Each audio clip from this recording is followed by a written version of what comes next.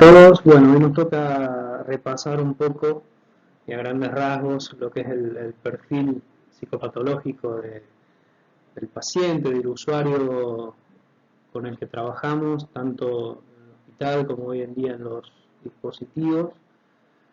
Vamos a centrarnos básicamente en lo que es la esquizofrenia, que es la patología más común en nuestro ámbito. Y bueno, y después vamos a hablar un poquito acerca del concepto de cronicidad, ¿no? Que está muy vinculado con lo que es este trastorno y también con los alcances o las consecuencias que tiene el hospital como institución total. Bueno, vamos a definir la esquizofrenia. Hay mucho escrito, hay muchos autores, eh, pero bueno, básicamente podríamos decir que es un trastorno mental grave que va a estar caracterizado por lo que es una escisión de la personalidad, o sea, una especie de división, y en donde hay una ruptura de los mecanismos psíquicos normales. Esto va a provocar una conducta incomprensible y una pérdida del sentido del contacto con la realidad. Eh, bueno, hay distorsiones de la percepción, del pensamiento y de las emociones, ¿no? O sea, la esquizofrenia eh, es incluida o debe ser incluida dentro de los llamados trastornos psicóticos. Hay otros trastornos psicóticos. Eh, bueno, es una enfermedad que suele aparecer en la juventud y cursa por brotes, eh, y más que caracterizarse por un síntoma fundamental, es un conjunto polimorfo de síntomas y signos, o sea, hay muchos síntomas y signos, por eso se le llama síndrome también esquizofrénico. Bueno, en donde, como dijimos, la característica principal es esto de la pérdida del sentido de realidad, la pérdida de la capacidad adjudicativa, o sea, hay un juicio desviado y no hay crítica ni conciencia respecto de esta pérdida. Eh, Después podemos decir que hay dos tipos de psicosis, que es la primaria y la secundaria. En la primaria es cuando no hay una causa que pueda explicar la certeza o la dinámica de la enfermedad. Eh, no puede establecerse una relación directa entre esa causa y la psicosis. Eh, Sin duda va a haber un factor endógeno que la produce, que va a estar favorecida por hechos externos, o sea, el origen va a ser multicausal. Y después en la psicosis secundaria es cuando sí hay una causa detectable que va a desencadenar el trastorno. Puede ser por múltiples causas, desde un tumor, una infección, una enfermedad médica, un traumatismo del cráneo, una intoxicación por drogas también puede generar síntomas psicóticos o bueno, el despertar de una psicosis. Bueno, algunas características de la persona psicótica. Eh, no hay conciencia de enfermedad. Como decía antes, esto de que no hay crítica respecto de ciertas pérdidas, bueno, el psicótico no se siente enfermo, eh, por eso no consulta, ¿no? En general suele ser la familia lo que lo lleva al médico, a la guardia, al hospital. En general lo lleva tardíamente, ¿no?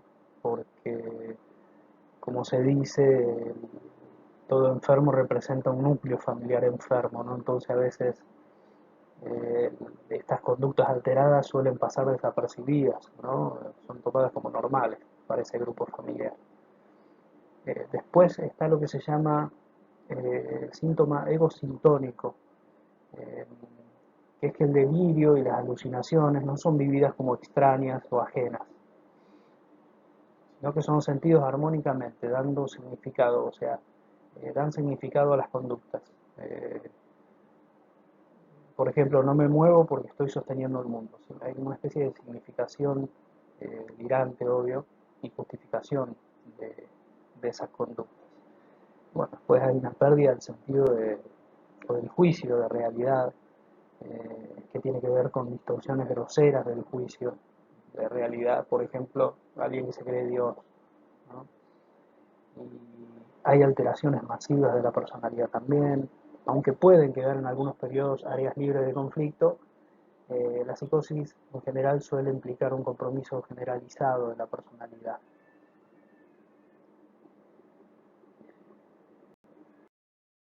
Cuando hablamos de etiología multicausal, hablamos de lo que son las psicosis primarias, ¿no? Donde no hay una causa detectable.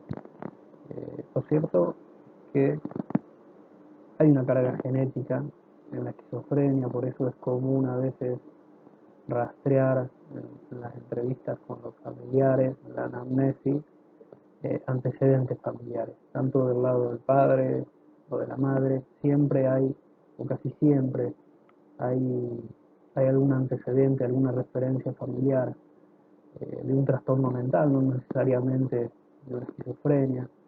Eh, bueno, y esto se relaciona también con lo que son las series complementarias de Freud. Él trataba, a través de este esquema, trataba de explicar lo que eran las causas o factores determinantes de ciertas conductas no sanas o perturbadas. Él hablaba en principio, de los factores genéticos, eh, conjuntamente con los factores congénitos, que eso daba como resultado lo constitucional, o sea, lo dado, lo innato, o natura también se le llama. Después estaban lo que eran las experiencias infantiles, él ponía acento en los primeros 5 años de vida. Lo constitucional y estas experiencias infantiles iban a dar lugar a lo que era una disposición, en el terreno de lo psíquico siempre. Esta disposición eh, iba a empezar a actuar con lo que es lo socioambiental, y eso iba a generar, o lo socioambiental generaba una especie de factor actual desencadenante, externo desencadenante. Y eso, el conjunto de todo eso, iba a ser el resultado de la personalidad, o sea, de las conductas sean equilibradas, neuróticas, psicóticas. Síntomas. Eh, Hay síntomas positivos, negativos y neutros. Los positivos no es que tiene que ver con una calificación favorable para el paciente, es decir, positivo no significa que sean buenos estos síntomas. Se refiere más que nada que son manifestaciones conductuales que expresan como una forma exagerada de comportamiento. Hay como una especie de exuberancia y de bizarrismo.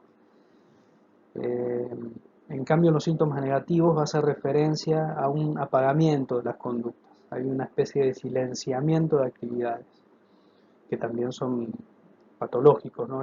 Son extravagantes y desadaptantes. Bueno, los síntomas positivos, por ejemplo, está el delirio. El delirio es un síntoma positivo, es una vivencia o creencia autorreferencial falsa. Está basada en una inferencia incorrecta sobre la realidad externa y firmemente sostenida a pesar de evidencia clara en el sentido contrario. El paciente que delira tiene la certeza de que sus afirmaciones son ciertas y se muestra impermeable a todo argumento en contrario. Bueno, de esto se infiere que es inútil y además no recomendable tratar de convencer al paciente de lo absurdo de su delirio. Los delirios, a su vez, van a clasificarse de acuerdo con su estructura o de acuerdo con su contenido. La estructura de un delirio puede ser sistematizada, poco sistematizada o no sistematizada, nada sistematizada. Cuando el paciente con una esquizofrenia paranoide tiene un cierto nivel intelectual, el delirio presenta una aceptable lógica interna y esto lo sistematiza. Bueno, hay muchos tipos de delirio respecto del contenido, pueden ser paranoides, místicos, somáticos, megalomaníacos. Generalmente, excepto el delirio paranoide, los demás son poco sistematizados. Bueno, después otro síntoma positivo son las alucinaciones. La alucinación básicamente es una percepción sin objeto. La mayoría de los pacientes padecen alucinaciones auditivas. Escuchan voces que en general le dicen cosas desagradables, los insultan, groserías, acusaciones. Eh, Algunos pacientes ubican el origen de las voces afuera y otros dicen que las voces surgen de su cabeza. En este caso también hay alucinaciones visuales, olfativas, táctiles, gustativas, pero son poco frecuentes. Eh, bueno, el contenido es variadísimo, ¿no? De lo que son las alucinaciones. Otros síntomas del robo de pensamiento. El paciente esquizofrénico atribuye a alguien o algo la desaparición de sus ideas o las dificultades para construir coherente y con continuidad pensamientos. En realidad, el deterioro cognitivo que genera la enfermedad es el responsable en parte del síntoma mencionado. Bueno, excitación psicomotriz. Este es un síntoma bastante característico, también positivo, que es como una especie de estado de extrema movilidad, no solo motriz, sino perceptiva y mental. Eh, es como una especie de estado de alerta con rápida respuesta a los estímulos. En general se muestran agresivos, desconfiados, hostiles, y bueno, en estos casos es donde pueden resultar peligrosos o pueden agredir. Eh, suele, se suele ver en la forma clínica paranoide, en estado descompensado.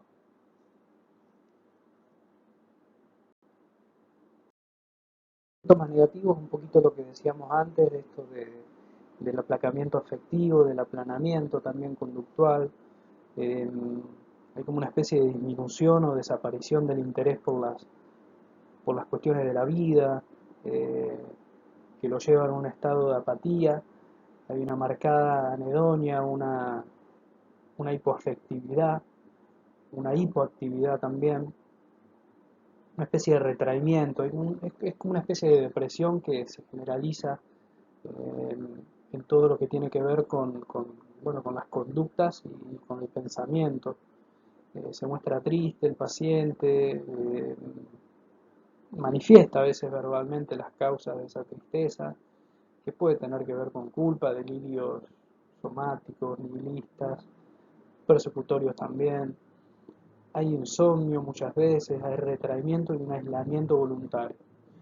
Incluso se nota en la cara, hay como una especie de rictus de tristeza que permanece en el tiempo. Eh, También se manifiesta por una lentificación general de las funciones cognitivas, volitivas, emocionales. Incluso hay una lentificación del pensamiento y del lenguaje. Eh, Hay una especie de falta de voluntad general. Hay como dijimos, una hipoafectividad.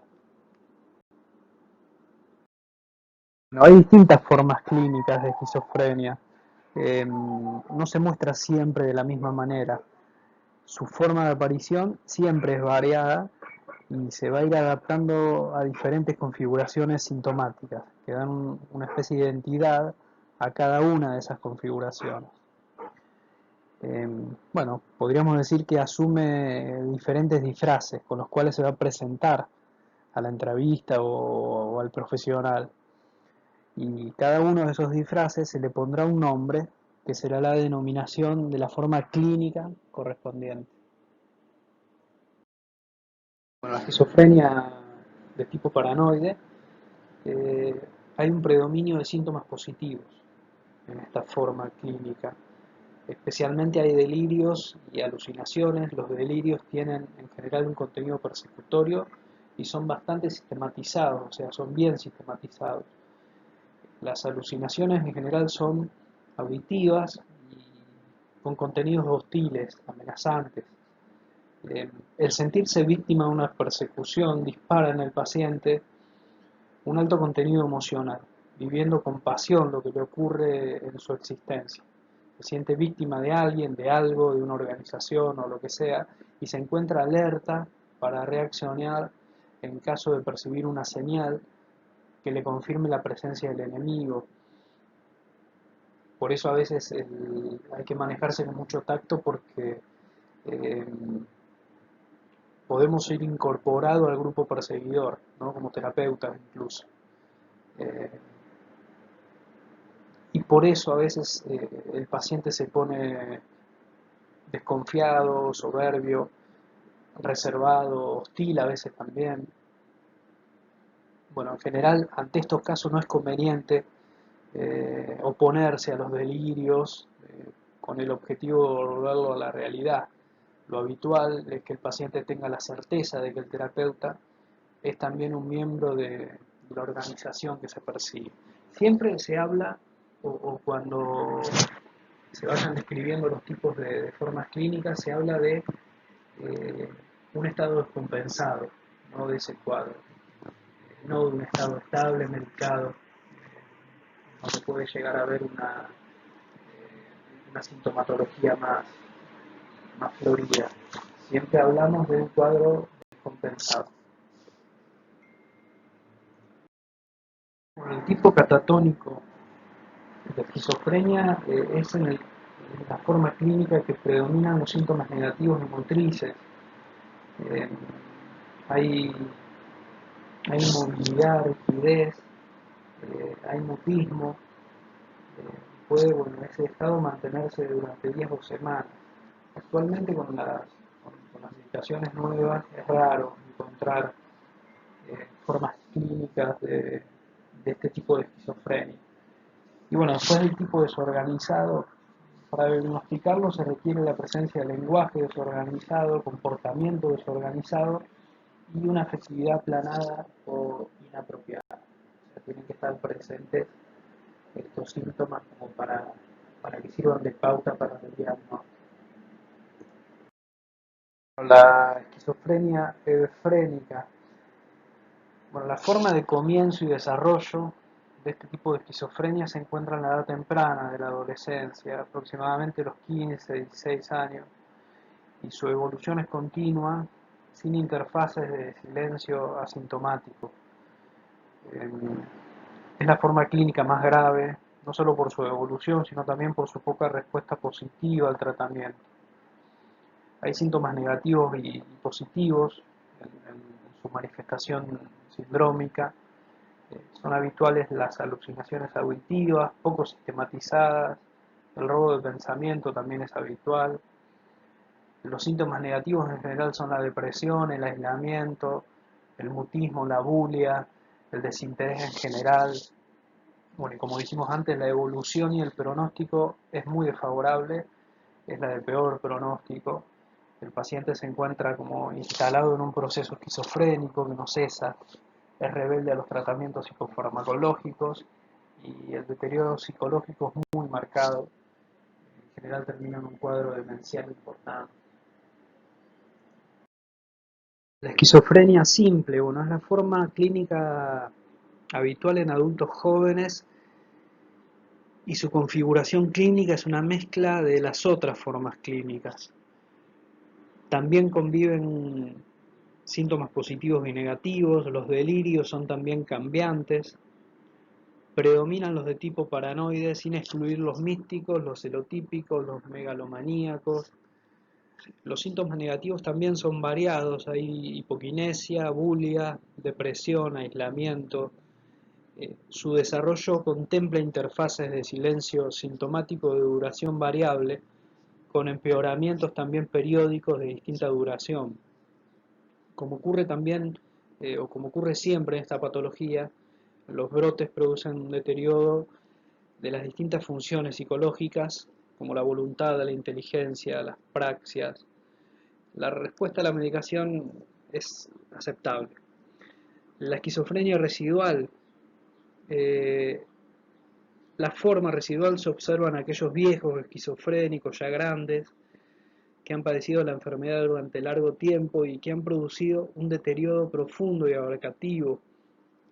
La sintomatología es florida y cambiante, tanto en los síntomas positivos como en los negativos. No hay interfaces de silencio sintomático y se mezclan en su sintomatología expresiones de demencia y de psicosis. Quizás este tipo de esquizofrenia es la que más podemos llegar a relacionar con el perfil de paciente que vemos día a día, hoy por hoy en los dispositivos.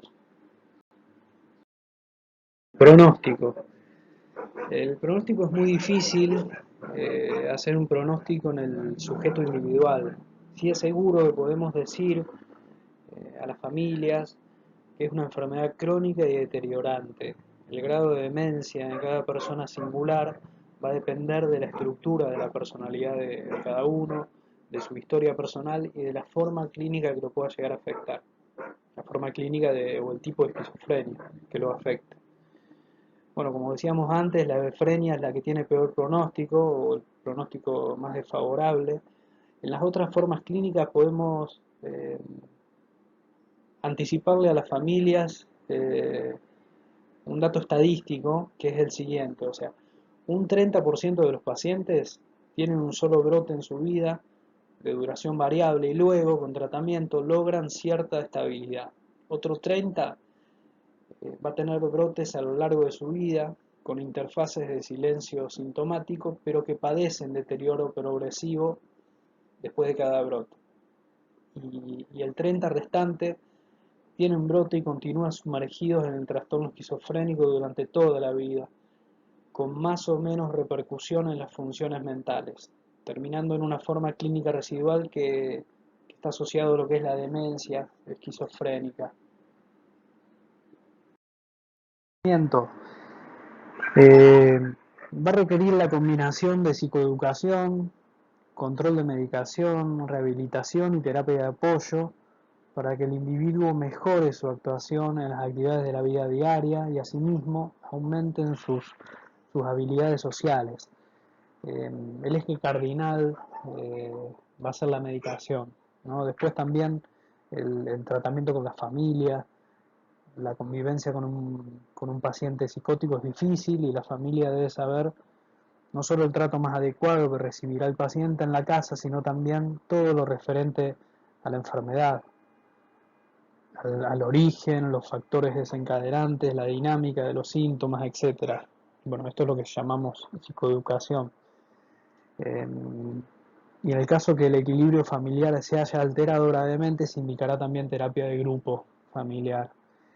Después también la psicoterapia individual del paciente, en los periodos de permeabilidad del paciente, para construir un adecuado insight es conveniente que se incluya en una terapia individual que va a funcionar como un espacio de pertenencia exclusivo, de lugar catártico, de expresión de lo inexpresable en otros ámbitos. La técnica a emplear, bueno, va a depender de la que maneje el profesional, sin perder de vista siempre el grave trastorno que padece el paciente.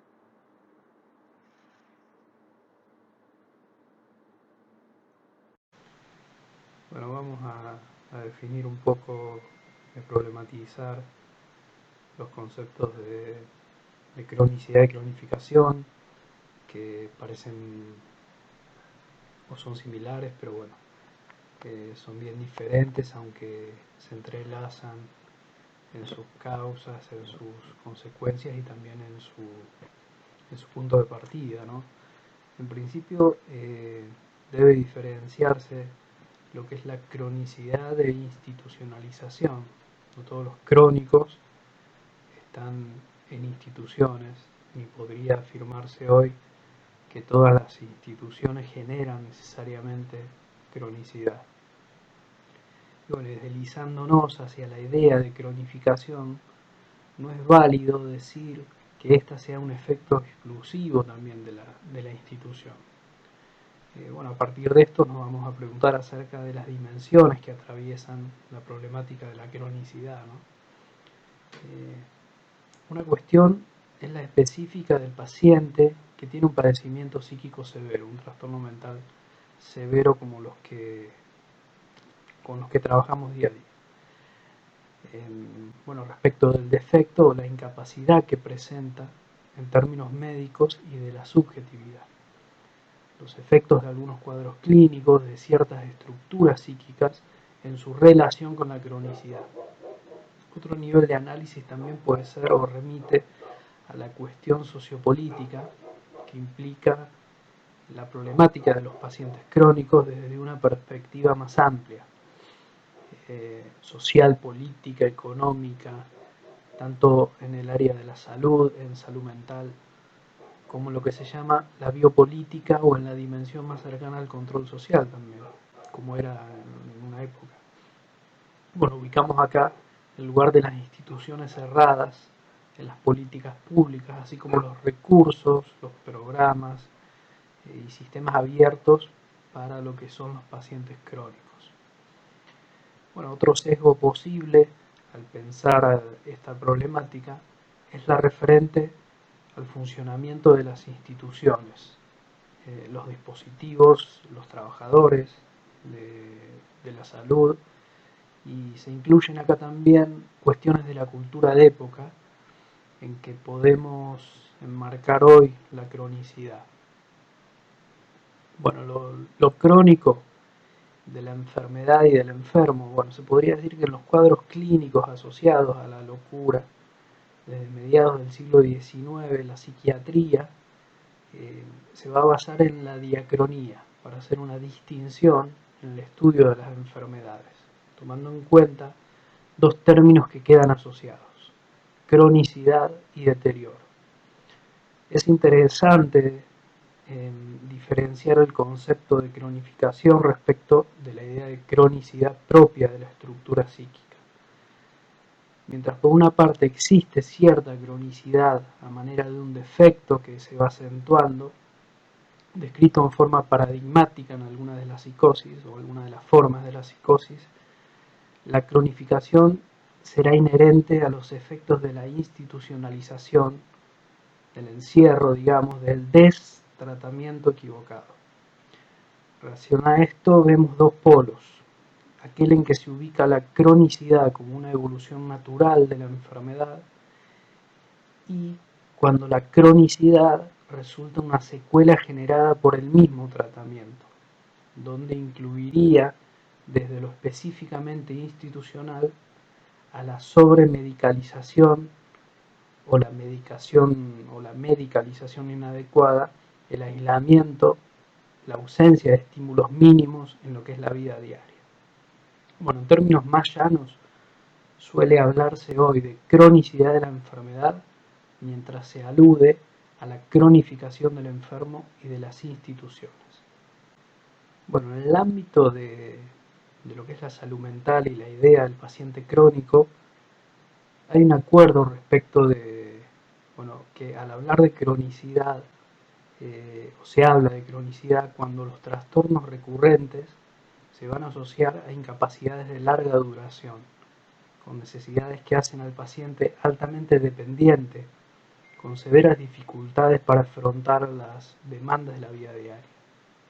También aparece como figura relativamente nueva la del paciente crónico, que no se liga en forma directa a un cuadro clínico, a un diagnóstico, sino que aparece con la característica de permanecer cristalizado largo tiempo en el marco institucional o en el ámbito relativamente cerrado de diversos tratamientos psicológicos o psiquiátricos. Debemos contextualizar también que las condiciones sociopolíticas, económicas, inciden, tan temprano como tarde, en los efectos de la cronificación o los efectos de cronificación en las personas vulnerables, en las propuestas de tratamiento y en los recursos posibles. En este contexto va a resultar fundamental el aporte que puedan hacer al diseño de políticas en salud mental, a la planificación de sistemas de tratamiento, tanto los dispositivos ambulatorios como el trabajo en red, así como las estrategias que permitan una continuidad entre las distintas instancias terapéuticas. Bueno, esto nos incluye como dispositivo residencial, también a los hospitales de día, los consultorios externos. Bueno, instancias terapéuticas con herramientas como los talleres protegidos, de ocupación específica, sea educativo, laboral, recreativos, bueno, los acompañamientos terapéuticos, los grupos de usuarios, el apoyo a las familias. Cuando se vuelve a hablar de desinstitucionalización, no puede obviarse la existencia de esa gama de recursos y estrategias de asistencia que permitan sostener el afuera de la institución, ¿no? en estos pacientes.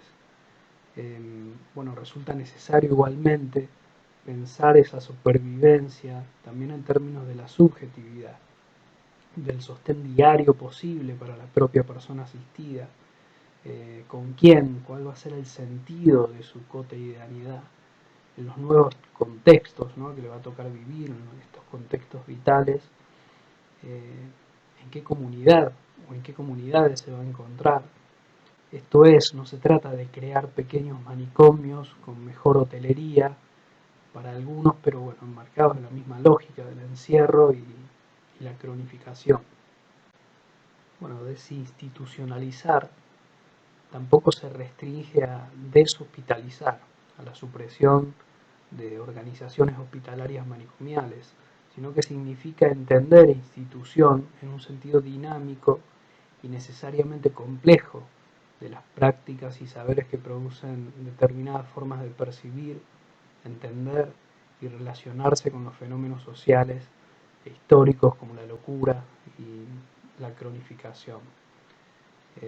Bueno, una concepción que apela a lo comunitario también sostendrá los derechos del paciente como ciudadano. Eso nos lleva a su vez la defensa de los derechos humanos como propiedad o como, no, como prioridad en las políticas en este campo de la salud y de la salud mental, donde lo inclusivo es central. Y también sostener que los derechos humanos, los derechos ciudadanos, son algo previo, es una premisa indispensable, sin la cual no podemos pensar un tratamiento posible.